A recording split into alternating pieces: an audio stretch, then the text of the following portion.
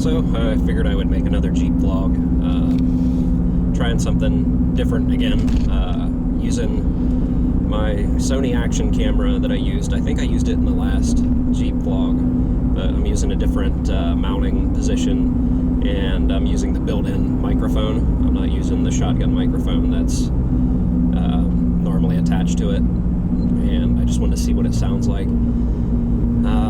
The sound is probably going to be really bad in here, because as you can tell, I'm in Project Renegade, and it has the louder tires of the Jeeps.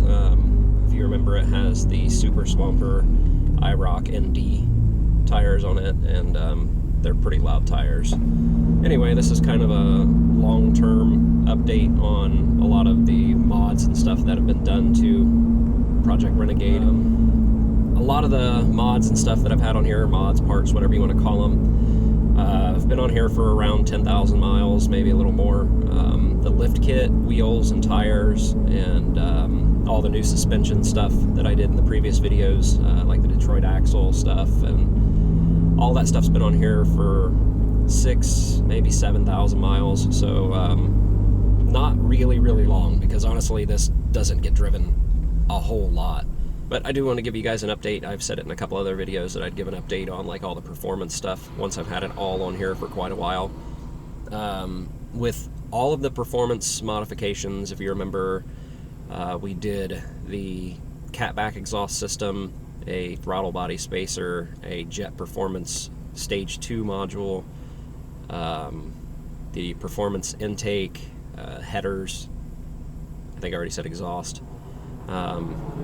Pretty much all of the bolt-on stuff that I could find for a Jeep Liberty. The only thing that hasn't been done is a tune. I wanted to get the computer itself tuned, so I would actually get, you know, the full benefits of all the parts. But I never actually got that done.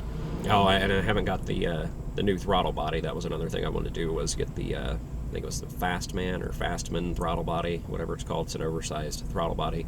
It seems like a pretty cool product. I actually spoke with, I can't remember the guy's name. For some reason I want to say it was, I'll probably leave that name out.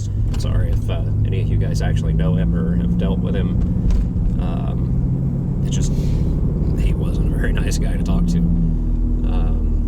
He just kind of had an attitude. Anyway, I keep getting off track.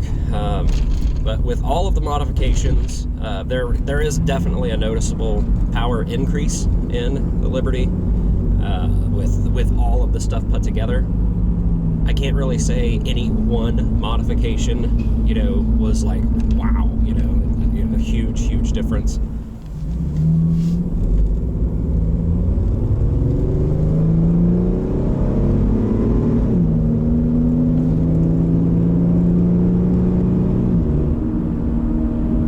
So maybe you got to hear a little bit of the engine and the exhaust and stuff there. When people get, you know, exhaust systems on their vehicles, they think, you know, holy crap, there's a whole lot more power. I keep putting my hand up here and it's probably blocking the camera.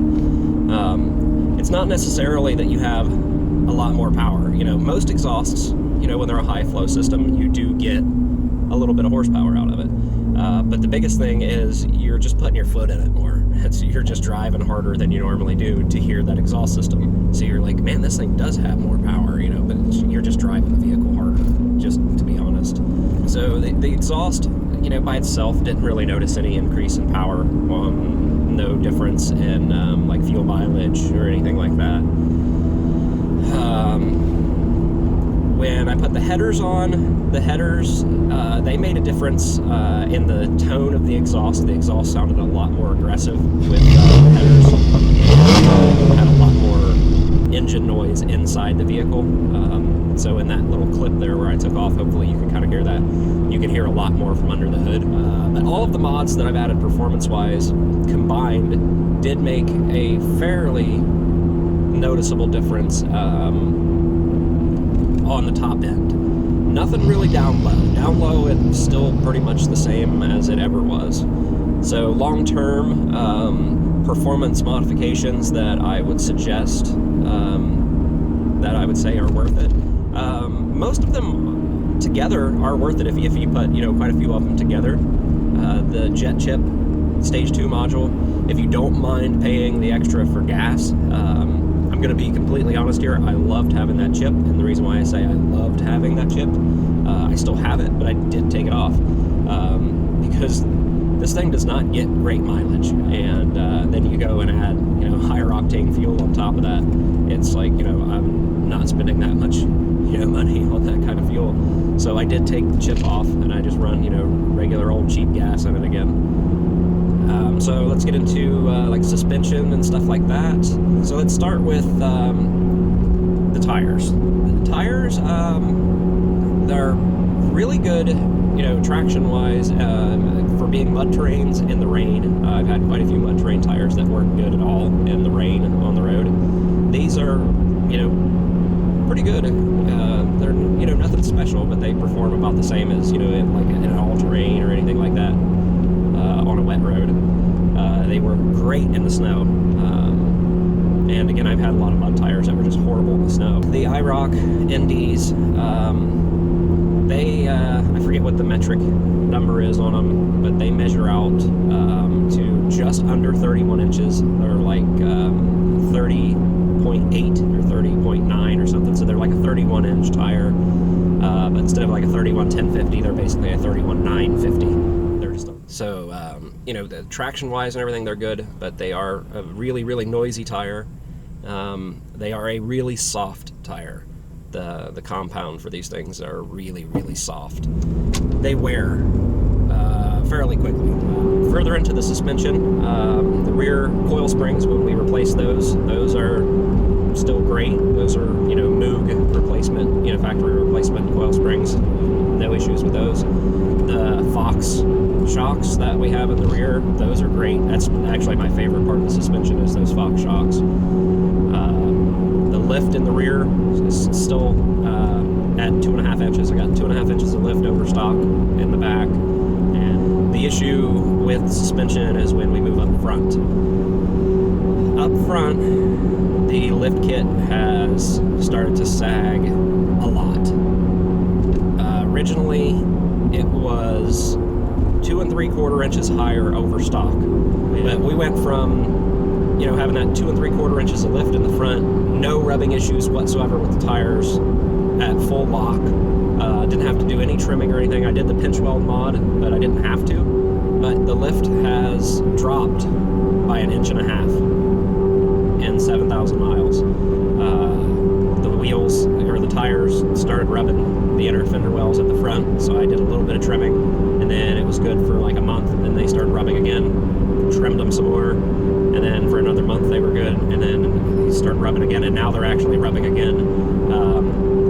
And you don't even have to go full lock to get them to rub.